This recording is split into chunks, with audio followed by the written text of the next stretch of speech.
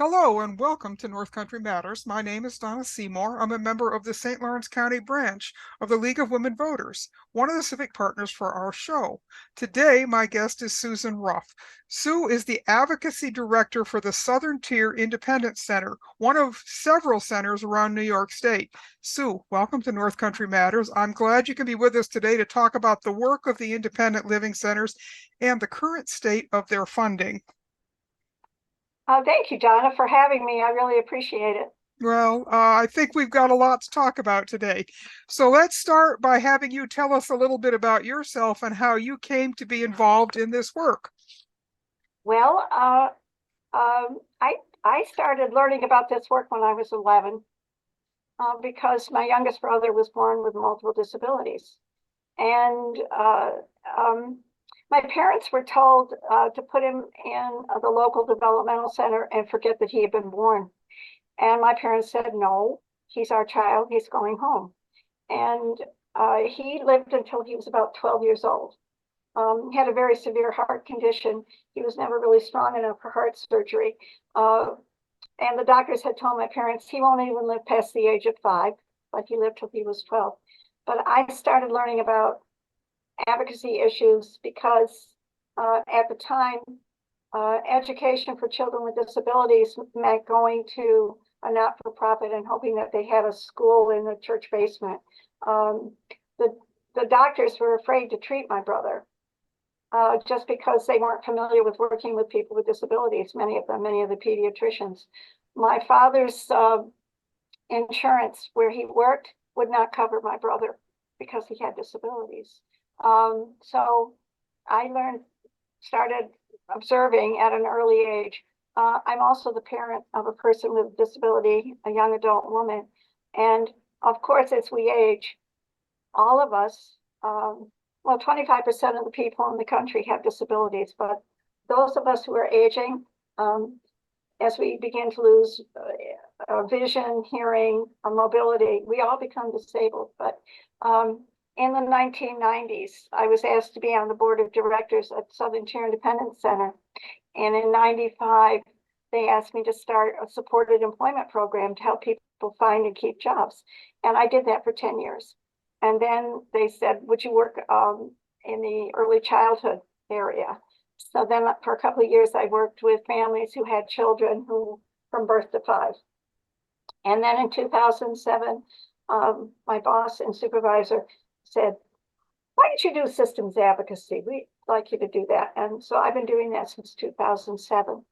But I'm old and I've been around. But so doing advocacy, systems advocacy is something that at this point continues to be such an important part of the work that we have to do in disability rights work. You are exactly right. And advocacy work needs to be done at every age that we have, whether it's young children or people in their middle working years or as we all get older. So having a strong background in advocacy, it makes you very, very effective as an advocate. So, Sue, what are the independent living centers? How many of them are around the state, and who do they serve? Oh, great question. There are 41. They cover pretty much the entire state. Some of them have satellite offices in different counties. Up in the North Country, there are 5 that I'm aware of. In Watertown, Messina, Queensbury, there's quite a few. So if people need to know where they are and who they are, they can find them at the New York Association for Independent Living or the New York State Independent Living Council, NIL or NYSILC. They list all the independent living centers.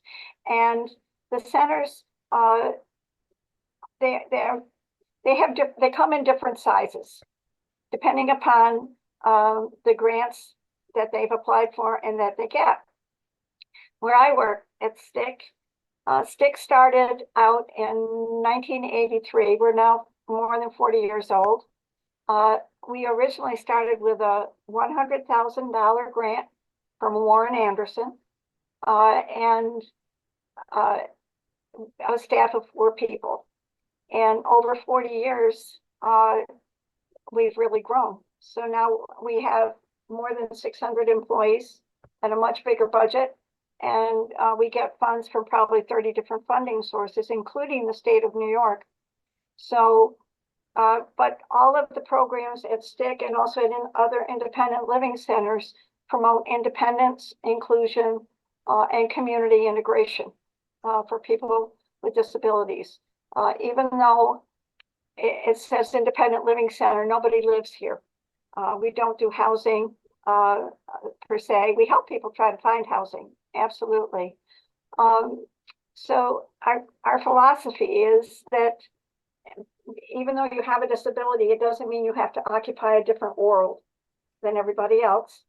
And again, our goal is to promote independence and inclusion, because we believe that people with disabilities have the right to choose where they're going to live, with whom they're going to live, that they have a right to work in a competitive job for a fair wage, that they should be able to plan their own social activities, worship where they wish, use public transportation, and vote independently in an accessible polling place, and have the supports that they need in order to live in the community and be treated with dignity and respect. So that's like a mission statement, but you would find a statement very similar to that at all the independent living centers.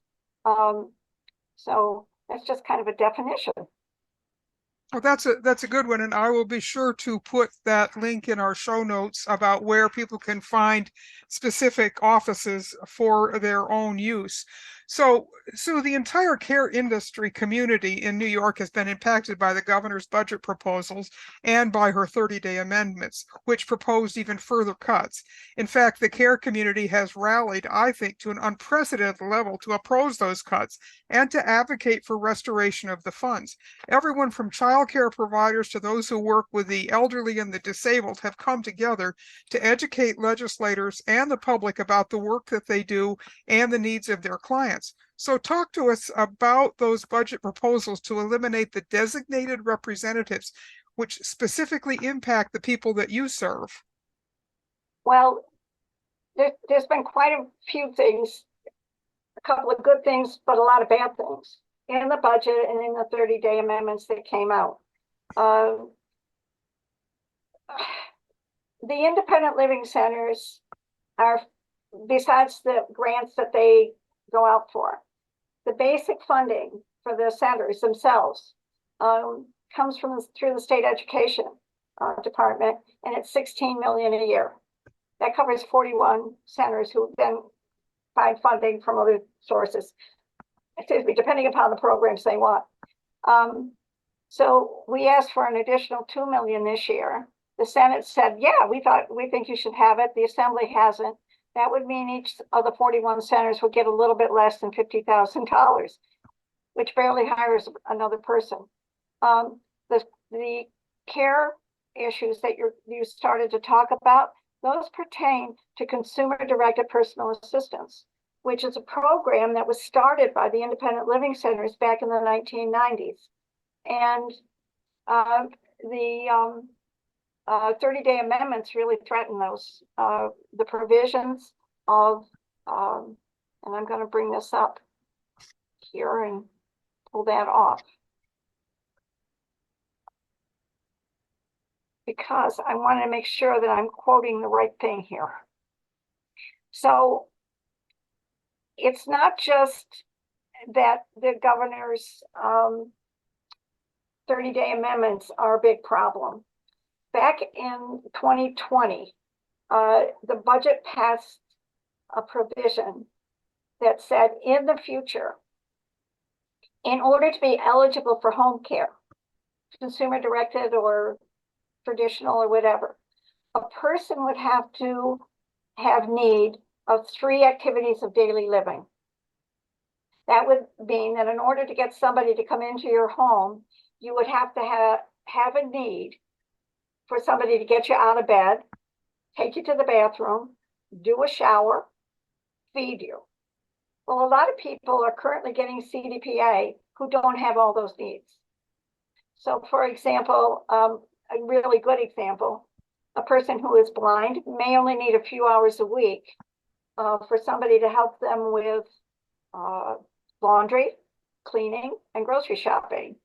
In the future, if this 3ADL proposal, which is it's supposed to happen this year, it was held off during COVID because the state wasn't allowed to make this change when we were getting federal COVID dollars. But when it goes into effect, and the Medicaid director has said it's going into effect this year, somebody who's blind could not get 5 to 8 hours because they don't fit those ADL categories. And that would mean that person could end up in a nursing facility because their nursing home level of care, blind people are. So that could be a real problem. The other provision that came out the same year, if you have dementia, you still have to have 2 activities of daily living that you need help with. So this has been a big issue, and we've been fighting this one for 3 years. And that's not, the repeal of it is not in the budget. There is, however, a bill that was proposed, and we've been pushing that bill really hard. And then on top of it, when the governor's budget came out, there were cuts to Medicaid. Many, many, many years ago, probably 10, 11, 12 years ago, people said we need to grow CDPA because it's the most cost-effective way for people to get help. And in a lot of rural areas, the only people you might be able to find to come in and help you at home would be a family member or a neighbor. There are a lot of counties that home health agencies just can't find staff in. And sometimes, even though they found staff, the staff may leave and then the person doesn't have anybody and they turn to consumer-directed personal assistance. And CDPA is a really great program because it allows a person to train their own staff people. So for example, I have a colleague who has a son with very multiple disabilities. And her mother takes care of him and is his grandma. It's a CDPA person. He also gets nursing help because he's a 24/7 individual. Every licensed practical nurse that's come in, mom has to train. Even though they're a licensed practical nurse, they're not used to working with somebody who has a trach, who has a G-tube, who has a lot of things. The thing that's really been good about CDPA, you train the person to help you do what you need them to do, whether it's for your child, your parent, or you. And it's been a great program because of that. And the independent living centers were absolutely instrumental in this program coming about. Currently, there are, of the 41 centers, 11 are also fiscal intermediaries, which means that they handle the fiscal and administrative piece. So you're still in charge in CDPA. You still hire, train, and fire. But all that fiscal stuff is taken care of by the fiscal intermediaries. And the ILs have done a good job. There was a real big blossoming of the numbers of fiscal intermediaries when managed long-term care came about. And not all of them have done a good job. Some of them have had very aggressive enrollment. Some of them have pretty questionable advertising and certainly conflicts of interest. And so the independent living centers have said, ever since we've been trying to negotiate with the state back in 2019 and forward, you need to be taking a look at the work of the independent living centers because we've done a good job administering. And the reason we can do some of those things that home care workers can't is because in the early 1990s, the Nurse Practice Act was amended to allow consumer-directed personal assistants to be able to do these nursing tasks. So real important program has always been very important. And we're trying really hard with the budget proposals to make sure that it continues. You mentioned about the designated rep, and let me explain about that. The governor's 30-day amendments proposed eliminating designated reps. CDPA has always had, as part of its program, a designated rep. So that means you have a child under 18, instead of the child supervising their CDPA services, the parent does. Now, the parents are not paid to do that. Parents cannot be the CDPA person. Grandparents could, siblings could, but not the parent. And there are also people who have developmental or cognitive issues, and a family member serves as their designated rep in CDPA. There are also people who have dementia, who are eligible for and receive CDPA. And again, they have designated reps. When the governor proposed this and we started doing the numbers, we estimate that about 100,000 people, that's a lot, in the state have designated reps and would lose access to consumer-directed personal assistance. So that's definitely something that we've been fighting. We serve, our center serves in CDPA a little bit more than 400 people. And we added up the numbers of all the people that have designated reps, it would be over 100. So the other thing that's a problem here is that if you lose CDPA, you're going to have to try to find a home health agency and workers. And that just doesn't exist in a lot of parts of the state. So we're talking about a lot of people losing the option of living independently in the community, both because of the 3 ADLs or because of the proposals that are trying to save Medicaid dollars. And I understand that. So we've said, how do we save Medicaid dollars? Well, one of the ways is to take back administration from the managed long-term care companies. These are the insurance companies that make a lot of the decisions. And they pushed a lot of people into consumer-directed, which was okay, but they were doing it because of what's called capitation. Everybody that you get in, you get money back. And so there was, the other reason is we have an aging population. We have baby boomers. Most of us won't be around in 20 years. Some of us even less. And most of us want to live at home.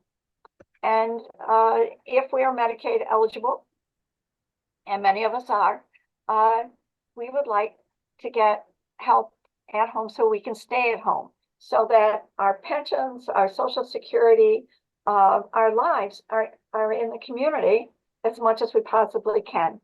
When you live in a facility, you get $50 a month. You might get one shower a week. We help a lot of people, about 800 a year, who want to leave nursing facilities to leave, and support them through a program called Open Doors, which helps them find housing. But they're having a real hard time leaving because they're having a hard time finding staff.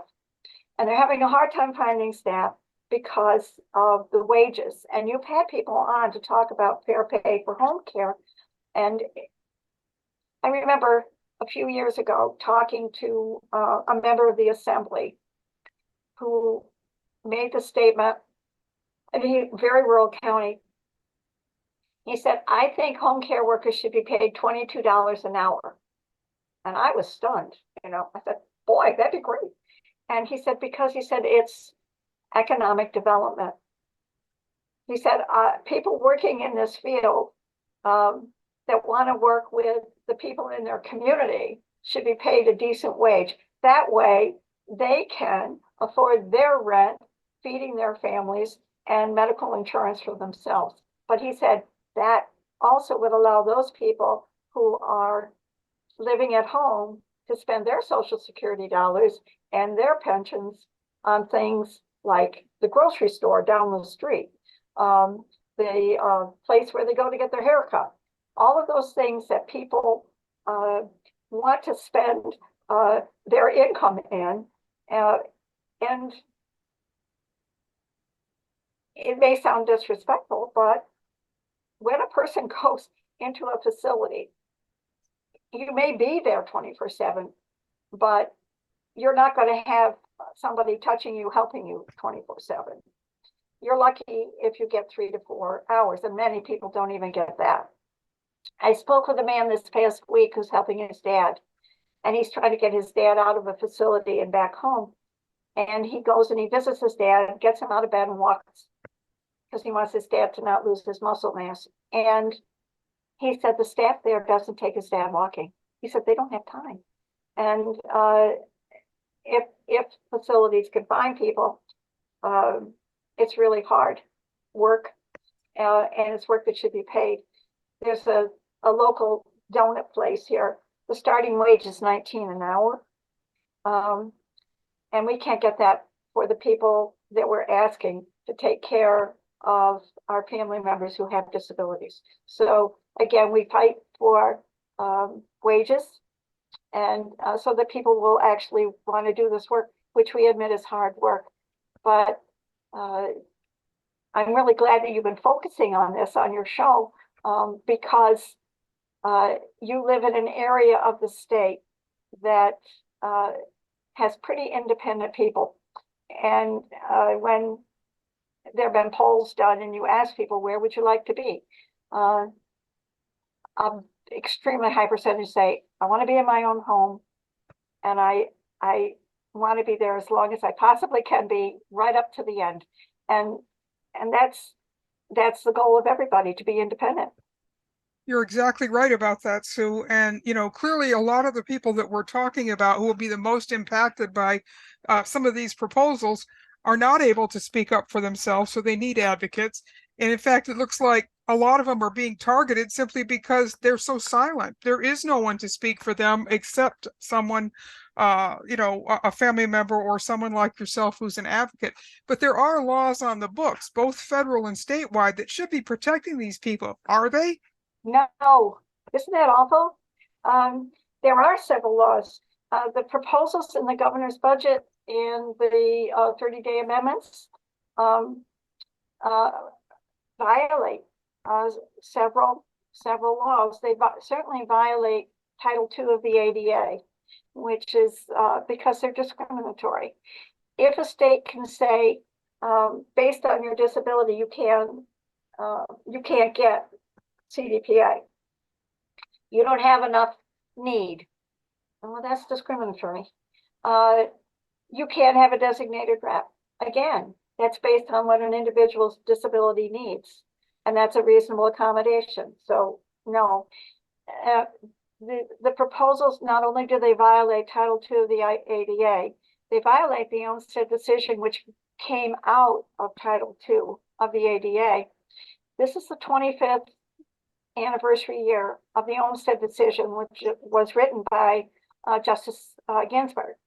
And the Olmstead decision came about because two ladies in Georgia who were living in an institution sued the state of Georgia and said, if you have the money to keep us in an institution, we should be able to live in the community with that money instead. And the Supreme Court said, you're right. And they based their decision on the 14th Amendment of the Constitution. And so it became very famous as, you have a right to live in the most integrated setting. And if the state is telling us, no, you can't, then they are violating the Olmstead decision.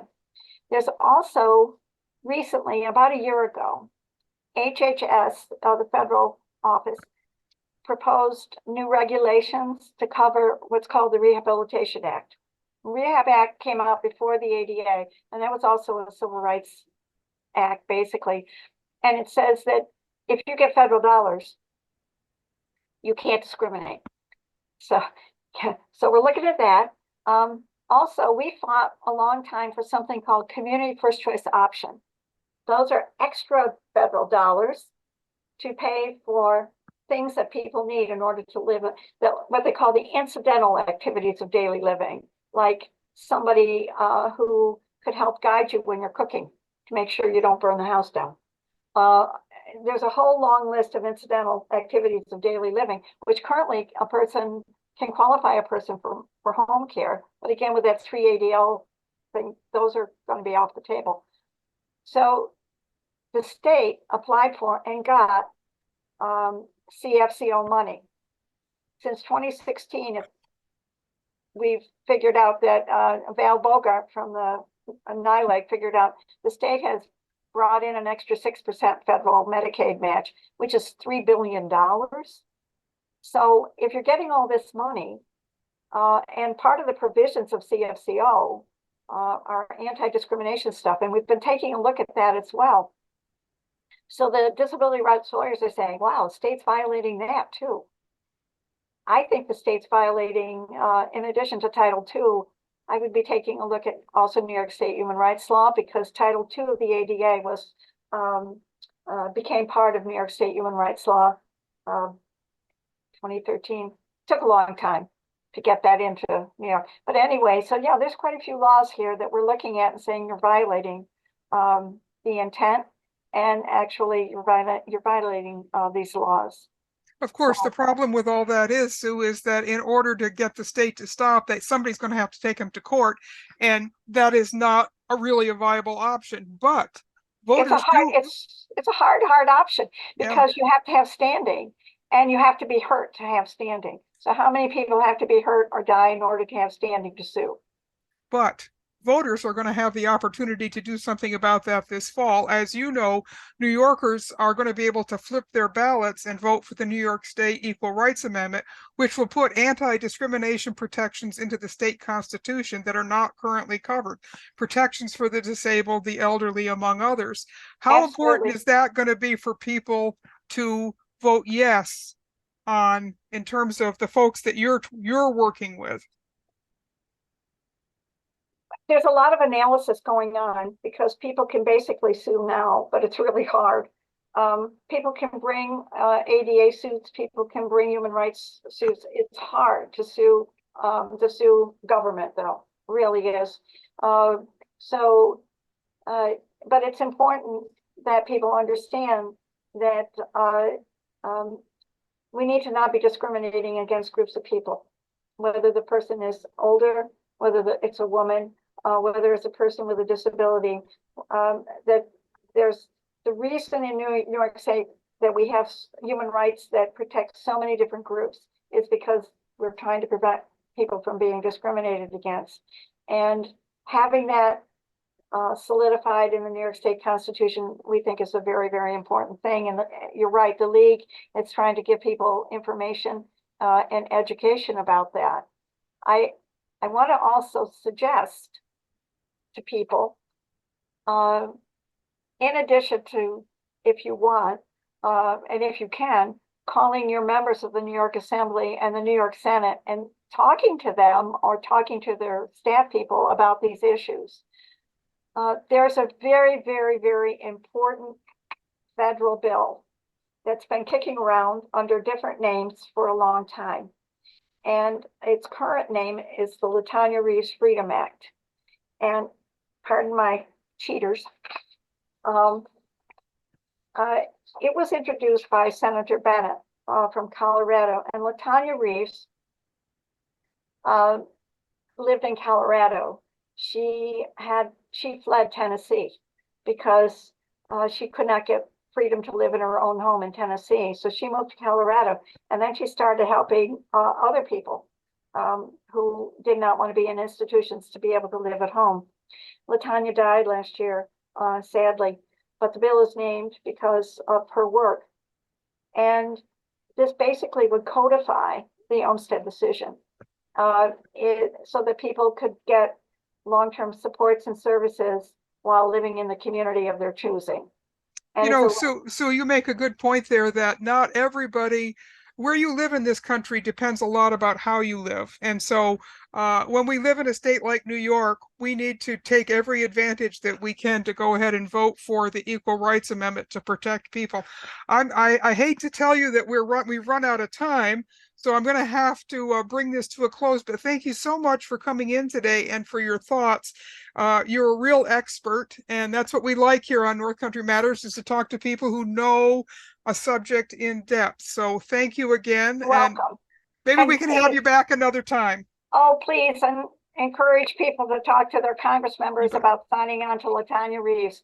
We really need, if we had that bill, I think some of the things that are happening in New York right now with the governor's proposals would absolutely not be able to happen.